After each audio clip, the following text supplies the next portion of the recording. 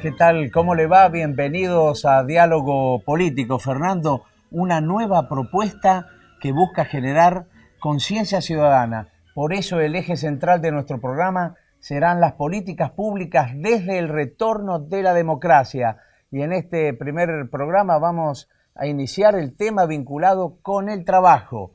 ¿Cómo le fue a los trabajadores desde 1983 hasta hoy? Pero hay que también dejar en claro, y otro de los temas de discusión, que en el próximo 9 de agosto son las primarias abiertas, simultáneas en la República Argentina. Y allí también es importante y es necesario conocer qué piensan los candidatos o precandidatos a la presidencia de la Nación y a la vicepresidencia de la Nación. En este programa vamos a estar conversando con ellos para tener más opiniones respecto al futuro de la República Argentina. Vamos a dar comienzo entonces a nuestro programa con la presentación de este informe.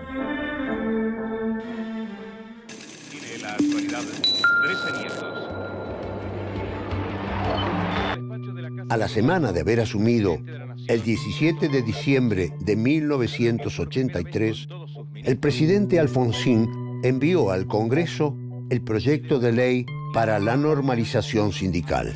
La redacción de la llamada Ley Mucci incorporaba en la conducción de los sindicatos la representación de las minorías y proponía separar los fondos de las obras sociales de la administración gremial. Exactamente al revés de su objetivo, la ofensiva radical terminó siendo el principal motor de la reunificación de la CGT. Con la CGT unificada y el justicialismo alineado detrás de ella, la intención de Alfonsín empezó a tambalear. A poco más de 3 meses de reasumida la democracia, en una pelea política que involucraba al radicalismo, al justicialismo y al sector sindical, el gobierno de Raúl Alfonsín perdió por 2 votos y el proyecto de ley Mucci quedó en la nada.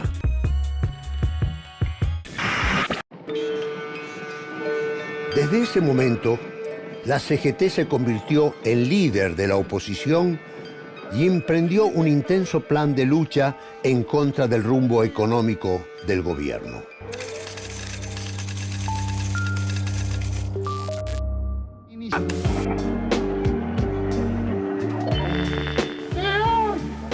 Hoy es la primera etapa del plan de lucha.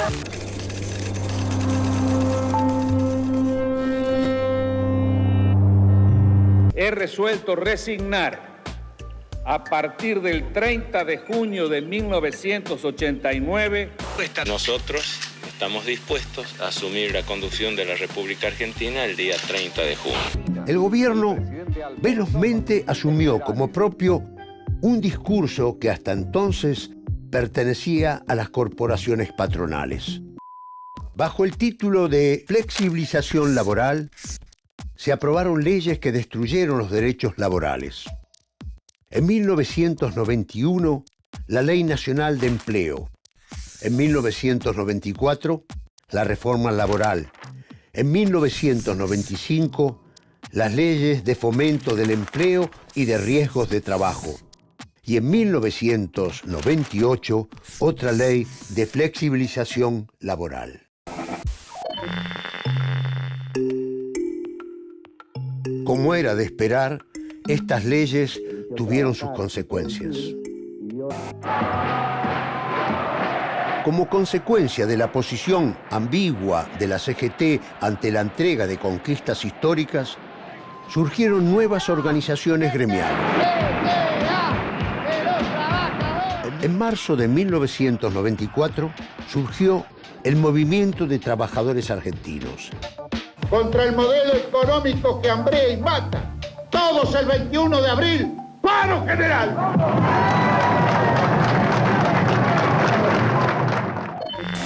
Hay un alto índice de desempleo en la Argentina. ¿Cómo se va a solucionar? Hoy una política social tiene como primer objetivo la creación de puestos de trabajo, pero sabiendo que los puestos de trabajo no lo crea el Estado. La política de flexibilización laboral con que quieren explotarnos.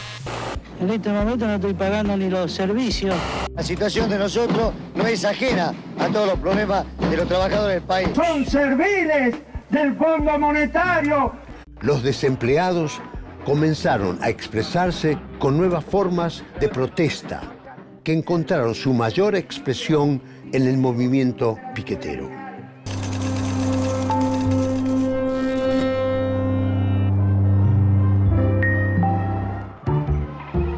El 26 de abril del año 2000, el Senado aprobó la llamada Ley de Reforma Laboral, que permitía los contratos precarizados y los despidos injustificados.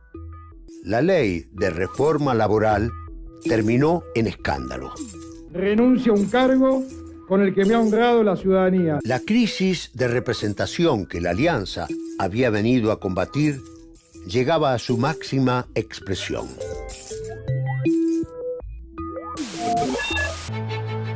Otro fenómeno que se multiplicó como respuesta al enorme desempleo fue la ocupación de fábricas en quiebra.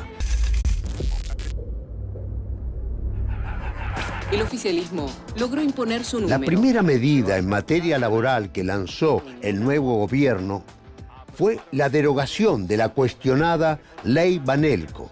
El presidente ordenó por decreto la convocatoria y conformación del Consejo del Salario. Ha quedado constituido el Consejo Nacional del Empleo, la Productividad y el Salario Mínimo. También el Congreso aprobó la Ley de Ordenamiento de las Convenciones Colectivas de Trabajo, que permitió regular una negociación paritaria anual.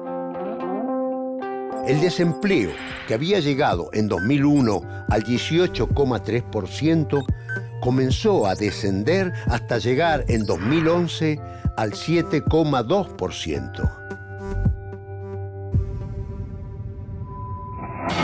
Del año 2004 al 2014 se sancionaron 48 leyes laborales. Es algo número inédito.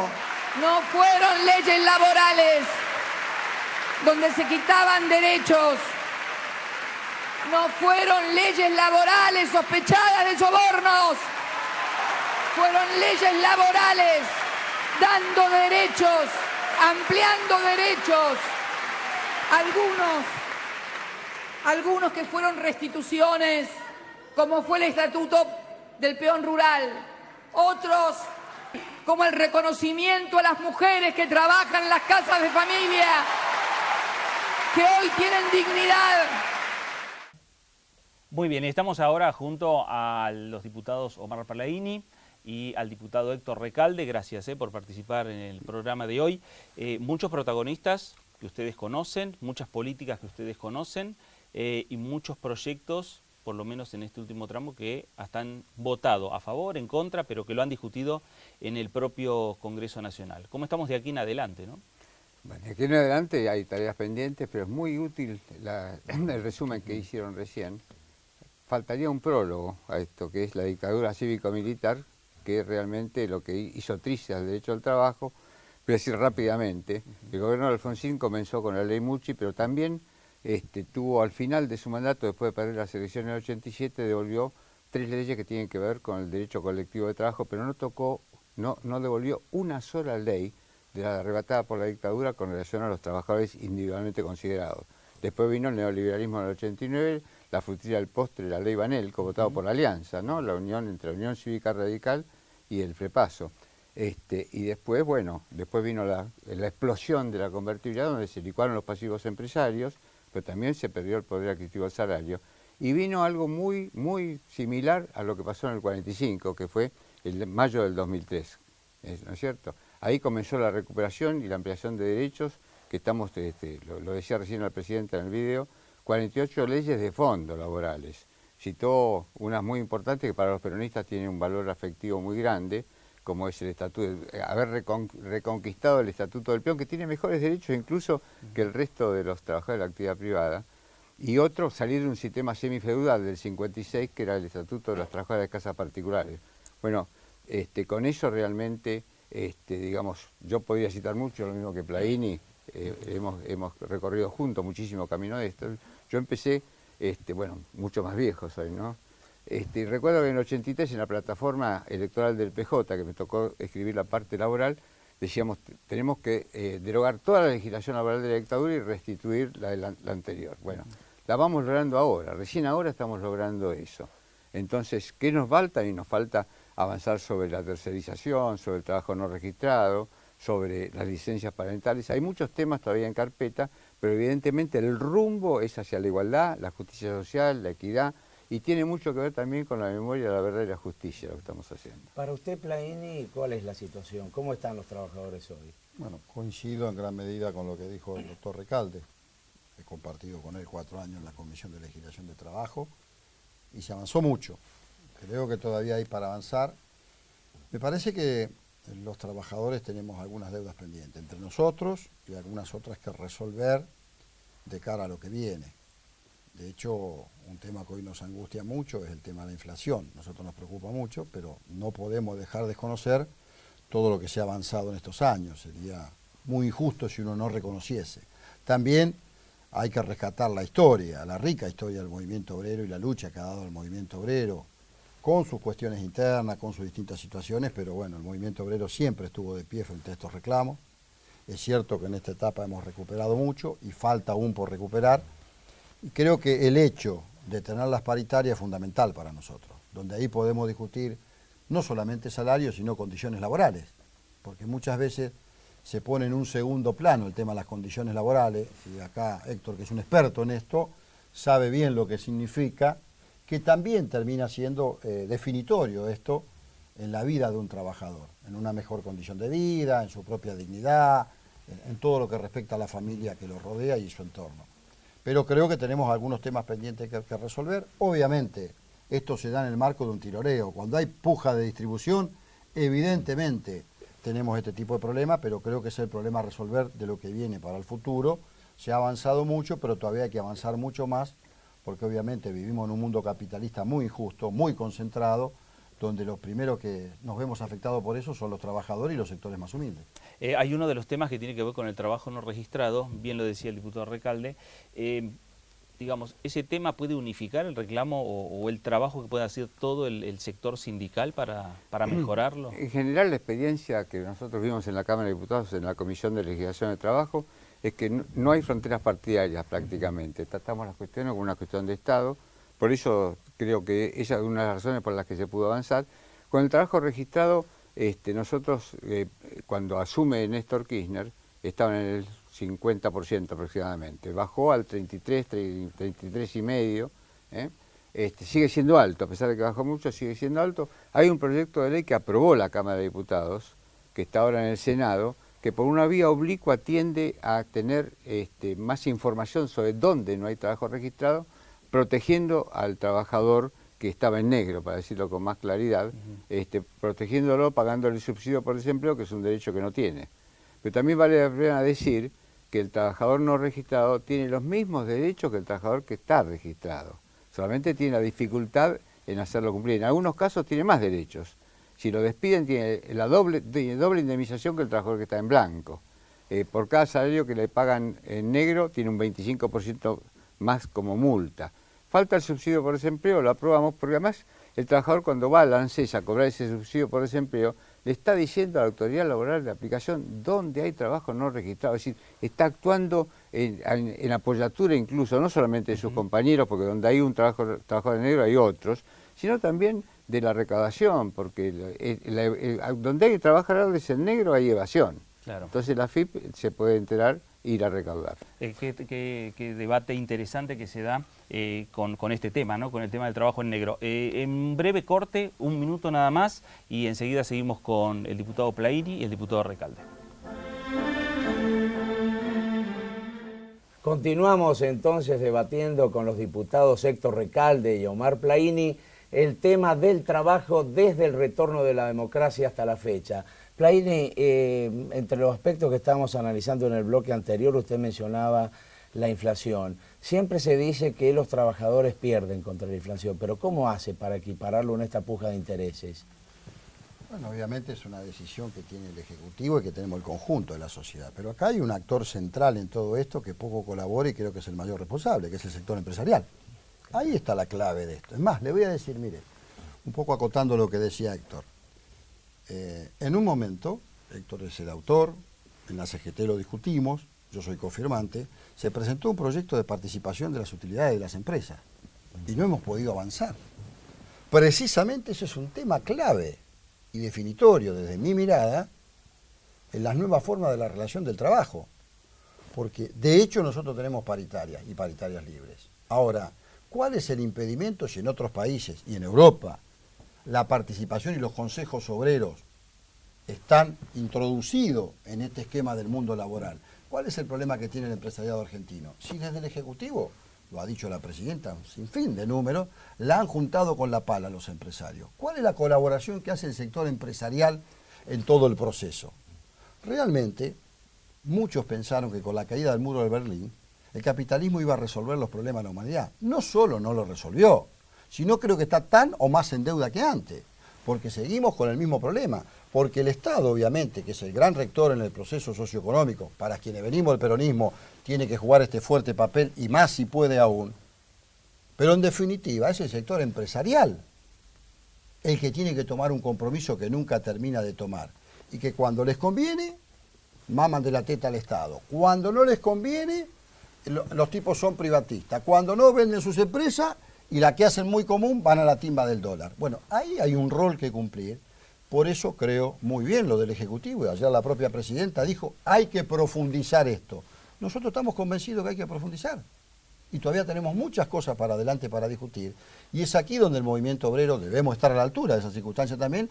Nosotros tendremos que hacer nuestras propias autocríticas, pero está claro que el sector empresarial es el que menos contribuye a la hora de cuando hablamos de patria, de cuando hablamos de nación, de cuando hablamos de la integración latinoamericana. Fíjese, esto es un tema muy curioso.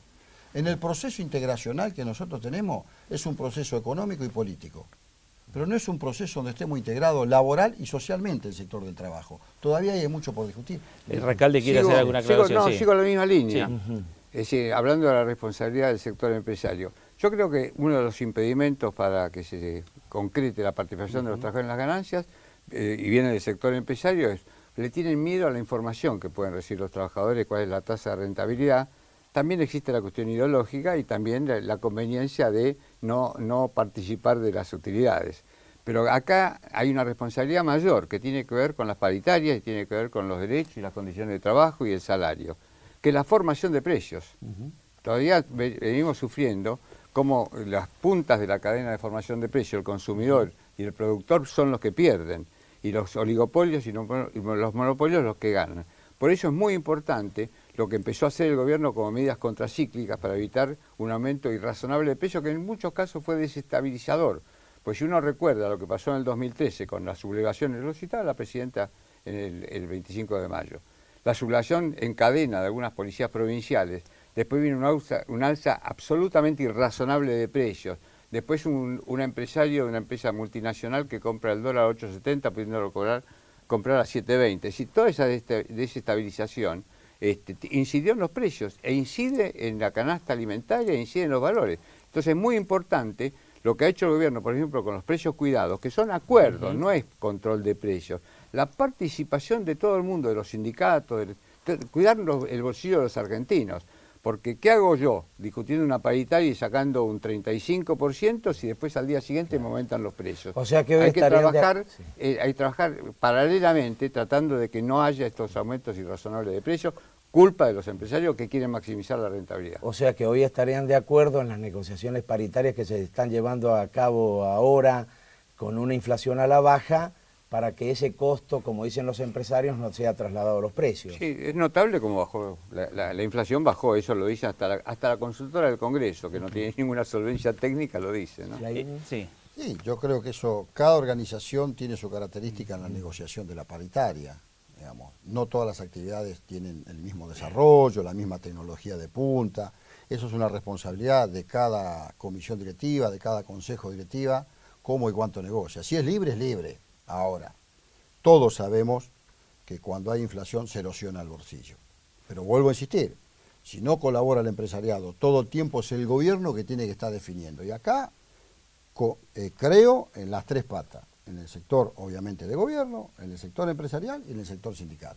En definitiva, nosotros lo hemos planteado durante mucho tiempo, creo que más tarde, más temprano, hay que conformar un Consejo Económico y Social donde por lo menos tomemos un compromiso de referencia, que el sector empresarial también se sienta y se comprometa juntamente con el movimiento sindical en su conjunto y el gobierno, desde el Ejecutivo Nacional, podamos llevar políticas en conjunto donde tomemos compromiso de cara a la sociedad, a la luz del día, para que no nos vengan como expresiones recientes como la que tuvo de total desubicación, de falta de respeto del presidente de la UIA, que dice cualquier barbaridad, pero como bueno, lamentablemente en el Congreso no hemos podido establecer una ley donde para hablar se pague, mientras eso no suceda, evidentemente cualquiera dice cualquier cosa, y eso la verdad que no ayuda. Cuando hablan de postura unificada del movimiento obrero, ¿hablan de unificar las CGTs o no? Esa es una responsabilidad que tiene el movimiento obrero. Creo que nosotros nos debemos un gran debate, lo vengo diciendo ya hace unos años. Creo que nosotros nos debemos un congreso de 48, 72 horas, donde seamos capaces de elaborar un programa, como alguna vez tuvimos, lo cito siempre, por citar solamente creo que los dos más importantes que tuvo la rica historia del movimiento obrero, que fueron Huerta Grande y La Falda. Nosotros elaborar un programa, un proyecto, un modelo de país, cómo vemos la integración latinoamericana, todo lo que nosotros hemos mamado desde el peronismo, de nuestra responsabilidad como dirigentes sociales, sindicales, elaborarlo y presentarlo al gobierno, cualquiera sea el gobierno, decirle, señores, en esto cree el movimiento sindical argentino organizado. Estas son las políticas que nosotros ofrecemos a un gobierno y al conjunto de los 40 millones de argentinos porque creemos en esto, porque somos parte de esto, porque somos los que generamos la riqueza, porque bueno, en mi caso creo que el peronismo es una estrategia de poder de la clase trabajadora, tenemos esa responsabilidad. Ahora eso lo tenemos que hacer la dirigencia sindical. No tenemos que esperar que haya un gobierno para que nos ordene, si no, no hablaría bien de nosotros. Esa es una responsabilidad que tenemos nosotros en una etapa donde evidentemente ya hemos pasado lo que eran corrientes internas hacia una fragmentación que no solamente no ayuda, sino que nos perjudica en la mayoría de los casos. Y los otros sectores tendrán que hacer su autocrítica y nosotros la nuestra. Históricamente sumo a Huerta Grande y La Falda, el Acta de Compromiso Nacional de junio de 1973 y los 26 puntos de la CGT de Ubaldini. Yo tuve el honor de ser abogado de la CGT de Brasil, después seguí con Ubaldini, bueno, una larga historia. Pero lo que quiero señalar es que los trabajadores están unidos. Cuando uno ve un conflicto singular, particular en un sindicato o en una empresa, los trabajadores están unidos. La división, lamentablemente, es popular. Suelo decir, sin saber había copiado Perón. Confieso que sin saberlo. Yo digo así, como figura, si hay 5 centrales sindicales, como si no hubiera ninguna. Un amigo mío, Manuel Urriza, escribió un libro sobre el Atlas, que era el sindicalismo latinoamericano impulsado por Perón, y el prólogo lo escribió Perón. Y cuando leo el prólogo, Perón decía, si hay 3 centrales sindicales no hay ninguna. Pero yo lo robé inocentemente, no sabía que Perón lo leí después, pero bueno, yo creo que la unidad para los trabajadores es un valor en sí mismo. Y fue muy bueno mientras duró, lo que yo denomino la alianza estratégica entre el movimiento obrero y el gobierno fue muy útil para la patria, para el gobierno, para la sociedad, para los trabajadores, para el movimiento obrero, etcétera, etcétera. En algún momento, con una coincidencia programática, se puede llegar a lograr nuevamente. Hoy se puede decir que los trabajadores han logrado avances, pero sobre todo que hoy ya no se pide tanto por trabajo, salvo en algunos sectores, sino otras condiciones laborales. Mire, un tema, recién lo hablaba también Héctor, es el problema de la informalidad. La informalidad es el ejército de reserva que tiene el empresario para extorsionar al trabajo registrado. Siempre extorsiona con eso. No, nosotros tenemos que hacer lo posible y lo imposible para salir de esa situación. Vuelvo a repetir, en un contexto de un capitalismo tremendamente concentrado, donde el verdadero poder lo tienen los sectores de la finanza, los sectores de la concentración económica, evidentemente el trabajo informal juega un papel. Entonces nosotros tenemos que buscar la manera, el gobierno que venga, el movimiento obrero, ver cómo podemos encontrar una síntesis de todo esto. Ahora, obviamente, coincidiendo con Héctor, no ayuda a la división del movimiento obrero. Ahora, ojo, también puede servirse algún ejecutivo de eso, porque en definitiva, cuando uno está dividido, también puede ser beneficioso, aunque Yo sigo sosteniendo que lo mejor que puede pasar es la unidad de las estructuras. Si bien es cierto que los trabajadores, como dice Héctor, por abajo están unidos, en esto no hay duda, porque no hay un problema de trabajadores, sino que, bueno, quienes tenemos la representación somos los que lo tenemos que resolver. Ahora, es importante que nosotros podamos hacer esa pata tripartita. Yo estoy convencido que si logramos sentar gobierno, trabajadores y sector empresarial, tenemos que encontrar definitivamente una respuesta. Hablo siempre de un gobierno de característica nacional y popular, ¿no? Claro. Que quede claro. No estoy hablando de otro sesgo, de otro gobierno, que tampoco creo que están las condiciones hoy en la Argentina, aunque muchos lo digan, yo no creo que están las condiciones para retroceder, porque si eso se intentara, nuevamente los trabajadores, los movimientos sociales, vamos a estar en las calles, en las plazas, en las avenidas, ya lo hemos demostrado y creo que no hay condiciones, ni en Argentina ni en América Latina para eso. Bueno, muy bien. Quiero hacer una pequeña síntesis, y no hace falta que me ponga la mano en el corazón, como pedía ayer la Presidenta. Si uno analiza objetivamente la situación del movimiento obrero en mayo del 2003 con la actualidad, con el mayo del 2015, no hay ninguna duda que los trabajadores y el movimiento obrero están mucho mejor posicionados. Así que, en este sentido, nosotros estamos convencidos que vamos a garantizar en las elecciones de este año el rumbo y profundizar el rumbo, y sobre todo con la conducción de nuestra presidenta Cristina Fernández de Kirchner. Muy bien, diputado Recalde, diputado Plaini, gracias por haber participado en el programa de hoy. No, gracias a ustedes. Bueno, entonces vamos a hacer un breve corte y volvemos para seguir con más Diálogo Político. Lo anunciamos en la apertura del programa, Daniel, y vamos a conversar, porque de aquí al 9 de agosto vienen las primarias abiertas obligatorias y los precandidatos presidenciales que recorren la República Argentina y se hacen también un tiempo para estar con nosotros. Y sí, hoy un hombre histórico de la política argentina que tiene varias lides en materia de elecciones, Jorge Altamira, del Frente de Izquierda, ¿cómo le va? ¿Qué tal? ¿Cómo están ustedes? Bien. Gracias por acompañarnos. Bueno, la izquierda va a presentar en esta elección presidencial, en esta elección primaria, una experiencia atípica, que es ir a definir las candidaturas en las PASO. Bueno, atípica, el Frente de Izquierda tiene muchas cosas atípicas. Creo que la más destacada es aquella que se refiere a la rotación de las bancas. Y tiene que ver con el tema de las PASO. Porque con estas PASO en el Frente de Izquierda no hay ganadores ni perdedores.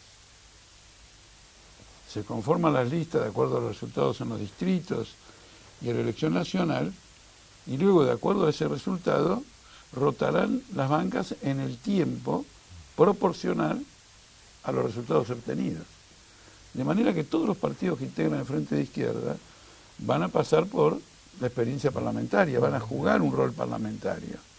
Claro, como hoy lo están haciendo con Pitrola, que renunció a la banca y asumió Miriam Bregman. Por ejemplo, o Del Caño, que se tiene que ir en diciembre y tiene que asumir la diputada nuestra de Mendoza, Soledad Sosa.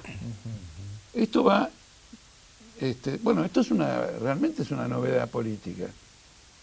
Yo incluso invitaría a los partidos que lo hagan en el seno de ellos, de modo que todo el tiempo se van formando en las peleas parlamentarias, lides parlamentarias, se van formando nuevos cuadros políticos. Lo que ocurre es que en los partidos tradicionales la política es una carrera y se quiere llegar personalmente. En nosotros es una cuestión colectiva. Ahora, ¿por qué vamos a las PASO? Nosotros somos críticos de las PASO por muchos motivos. Mire, voy a empezar por una cuestión que a ustedes bueno, no sé a ustedes, quiero decir al público, les sonará abstracta, pero importante. Estamos en contra de la estatización de los partidos.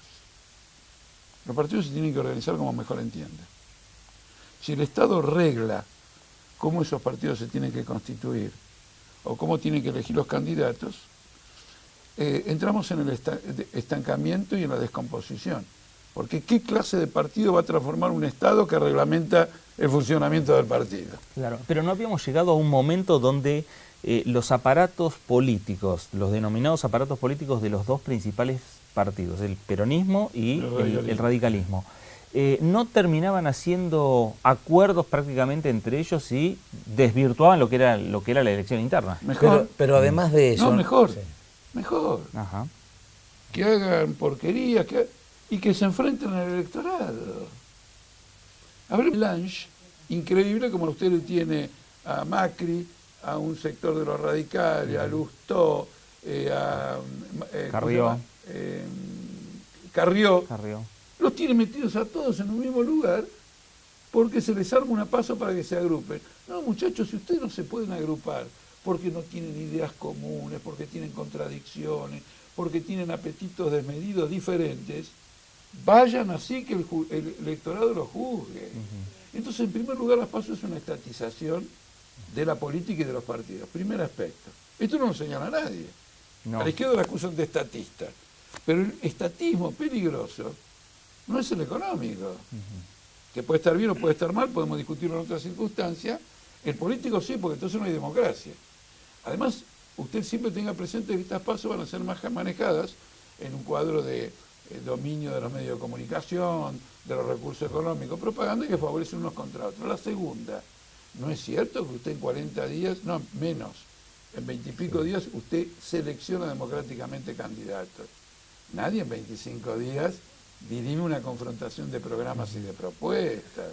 Bueno, pero lo cierto es que las PASO ya están instaladas. ¿Y usted cómo lo ve? Para nosotros estas PASO son importantes porque nosotros estamos en contra de estas PASO porque por todas estas razones, sí.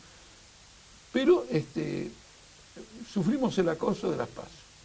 Desde noviembre del año pasado, el partido que encarna Del Caño quería PASO. Cuestionaba que el Partido Obrero designara al candidato al presidente, como venía ocurriendo, y que había traccionado y había avanzado, teníamos un buen desarrollo, queremos PASO. Entonces le hemos dicho, bueno, sí a las PASO. Cuando dijimos sí a las PASO, tuvieron una vacilación. Supongo que porque siempre está el temor a perder. Pero el problema es más profundo. Nosotros tenemos una consigna para esta campaña que es aseguremos el desarrollo, aseguremos el crecimiento del Frente de Izquierda. ¿Por qué la palabra aseguremos? ¿Quién lo pone en peligro? Y usted citó un hecho. Néstor Pitrola encabezaba la lista de diputados, fue electo, tuvo 1 año y medio, inscribió la banca como Frente de Izquierda con Pablo López del Partido Obrero de Salta, pero ahora viene Miriam Bregman en la rotación e inscribe su banca como PTS. Entonces, frente a este peligro de orden faccional, nosotros en primer lugar hay muchos de los compañeros, mira, ustedes están actuando incorrectamente. Claro. Tienen que modificar esta postura. Esto es lo que tenemos que asegurar en el Frente de Izquierda, la unidad para que el electorado, la ciudadanía, ve que acá se está formando una alternativa política. Queremos que la ciudadanía nos vote frente a los candidatos del ajuste, de la devaluación, del tarifazo, de la precariedad laboral, de la persecución a los luchadores sindicales. Queremos que el electorado, la ciudadanía nos vote, pero al mismo tiempo tenemos la responsabilidad de decirle, ciudadanía, lo que estamos ofreciendo es real. Este es un bloque, tiene un programa, tiene un desarrollo. Y esto se ha puesto más delicado que nunca, porque en el 2011 éramos una propuesta. Ya no somos más una propuesta, somos un canal. 400.000 votos en 2011, 1.300.000 en el 2013 y creciendo. Quiere decir que el Frente de Izquierda ya no tiene como único dueño a los partidos que lo componen. Hay una colectividad, un colectivo humano en Argentina que quiere transitar este camino político.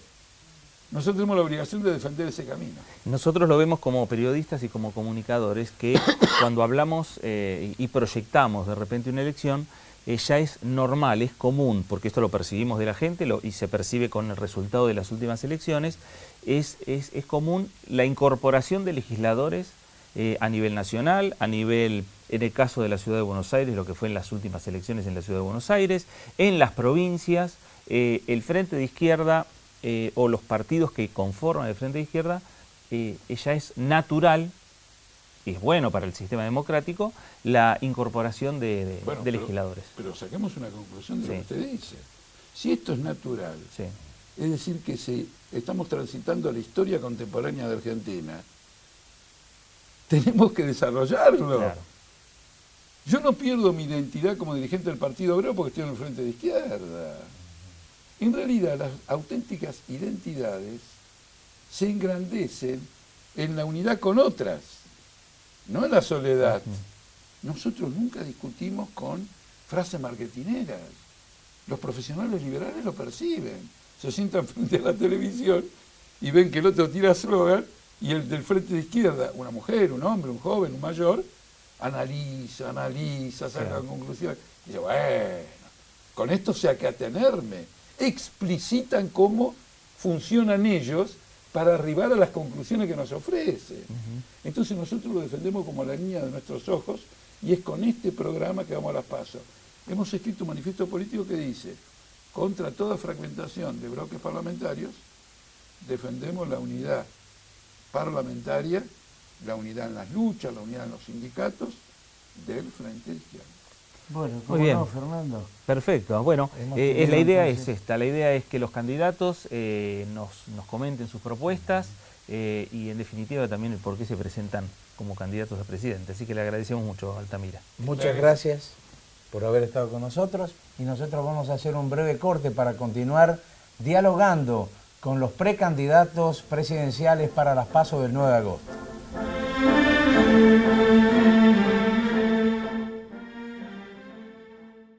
Último bloque de diálogo político y seguimos hablando con los precandidatos presidenciales. Daniel, seguimos hablando con los precandidatos que tienen que ver con el Frente de Izquierda.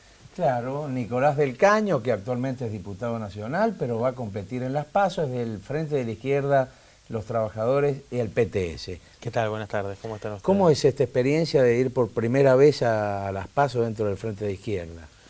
Bueno, para nosotros el tema de las PASO nos permite plantear una renovación en el Frente de Izquierda que, a nuestro entender, es lo que ha dado, o es uno de los elementos más importantes para el crecimiento que ha tenido el Frente de Izquierda.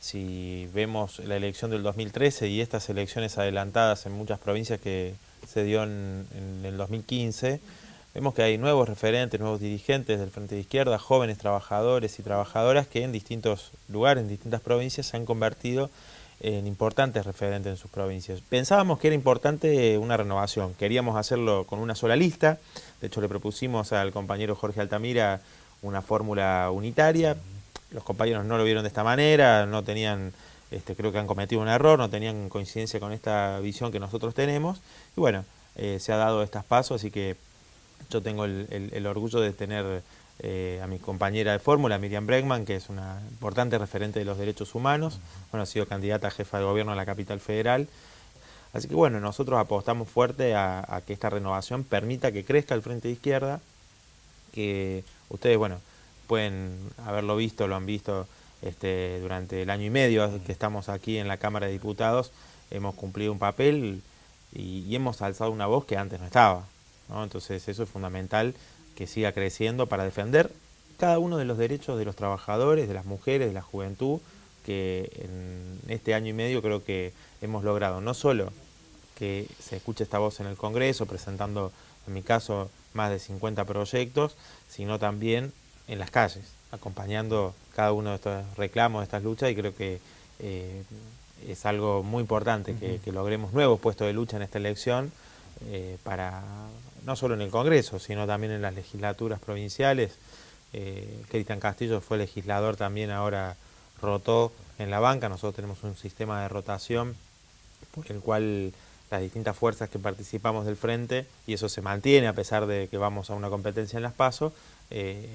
Yo, por ejemplo, en diciembre renuncio, asume una compañera del Partido Obrero, bueno, Cristian Castillo renunció, cumplió el año y medio que le tocaba, y durante ese año y medio aportó 800.000 pesos del conjunto de su dieta a fondos de lucha de los trabajadores, porque bueno, él es profesor universitario, así que siguió dando clases y con eso podía seguir teniendo un sueldo que le permite vivir, y en mi caso yo cobro lo mismo que cobra una maestra con 20 años de antigüedad, alrededor de 10.500 pesos, y el resto lo destinamos a aportar a luchas de los trabajadores en todo el país, también cientos de miles de pesos durante este año y medio, a aportar esas causas. De hecho, ahora en la lucha de los trabajadores de la línea 60, un conflicto muy conocido aquí en la provincia de Buenos Aires, hemos hecho varios aportes, y bueno, humildemente es un granito de arena que nosotros aportamos. Es un dato, lo que usted está señalando, diputado, un dato poco conocido para la opinión pública en general, esto que usted está planteando. Pero además, y metiéndonos de lleno con el tema de la campaña, usted viene de estar en la provincia de Entre Ríos, en Paraná, en la ciudad de Santa Fe, en la provincia de Santa Fe. ¿Qué es lo que recoge usted de la ciudadanía cuando enfrenta al vecino de la provincia de Santa Fe, al vecino de la provincia de Entre Ríos, así en el resto del país?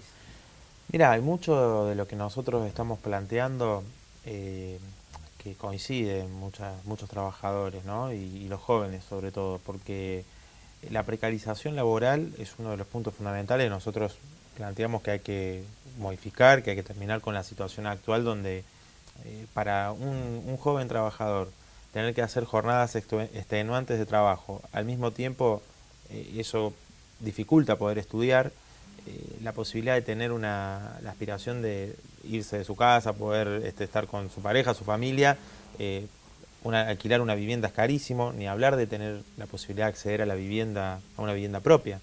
Fijémonos que en la Argentina hay aproximadamente 2,5 millones, 3 millones de viviendas que faltan, ¿no? Lo que se considera el déficit habitacional. Bueno, nosotros encontramos que muchos dicen, bueno, estamos con ustedes. La verdad que los candidatos que hay nos parecen más o menos los mismos, Scioli, Macri, Massa. Nosotros tenemos un dicho que decimos, bueno, son los hijos políticos del menemismo, y por ahí nos criticaban, decían, esto es un eslogan de campaña. No es un eslogan de campaña simplemente, es la realidad, y el propio Daniel Scioli lo reconoció cuando estuvo en La Rioja hace poquito, creo que fue hace 10 días, dijo que él estaba muy contento y que siempre tiene mucho cariño para con Carlos Menem, quien fue quien lo trajo a la política, ¿no? Bueno, él creo que es expresión de esa política, y el sentimiento del pueblo argentino es de repudio a uno de los principales las principales expresiones, ¿no? Carlos Menem, de las políticas neoliberales en los 90, y eso creo que hay un sector que ve, dice, bueno, hay matices, Macri, porque se intenta plantear esto de que, bueno, Scioli es el mal menor, ¿no? Frente a Macri. Bueno, yo creo que en Argentina tenemos una experiencia en el 2001, donde nos plantearon, antes del 2001, cuando surge la alianza, nos plantearon, bueno, la alianza es menos mala, de la Rúa es menos malo que Menem, ¿no? Sectores que incluso hoy están en el gobierno. Y ahora se hace la misma operación política, es decir, tenemos a Scioli, que bueno, sí, está bien, reivindica el menemismo. En la provincia de Buenos Aires ni siquiera hace demagogia inaugurando escuelas, se la pasa inaugurando patrulleros, policías, y una política de saturación y militarización, pero bueno, es menos malo que Macri. Los dos han planteado de alguna u otra manera que si tienen que hacer un ajuste y aplicar una devaluación, lo van a hacer, ¿no? Entonces, miramos Grecia, decimos las recetas de ajuste, sabemos en qué terminan, lo sabemos en nuestro país. Bueno, el Frente de Izquierda recoge no solo el apoyo de quienes ya nos votaron, ¿no? Que por nuestra coherencia y estar junto a los trabajadores, sino también de aquellos sectores que, aunque no comparten el conjunto de nuestra perspectiva anticapitalista, socialista, sí consideran que esa coherencia de estar junto a los trabajadores lo vamos a llevar adelante, gane quien gane, ¿no? Y vamos a estar enfrentando estos ajustes junto a los trabajadores, ¿no? Hay mucho para seguir dialogando sobre este tema, pero se vienen las PASO y es indefectible que uno de los dos va a tener que quedar en la carrera entre usted y Jorge Altamira. ¿Por qué habría que votarlo? ¿Qué es lo que lo diferencia del otro candidato del Frente de Izquierda? Esto es para quienes los van a votar en estas primarias. Bueno, como les comentaba al principio, en primer lugar nosotros apostamos a abrirle paso a muchos dirigentes jóvenes que surgieron en todo el país para que se siga fortaleciendo el Frente de Izquierda. Nos parece fundamental abrir ese camino. Por otro lado, creemos necesario una izquierda que se plantee el rol de los diputados del PTS en el Frente de Izquierda, apoyando cada una de las luchas de los trabajadores, ha sido una distinción.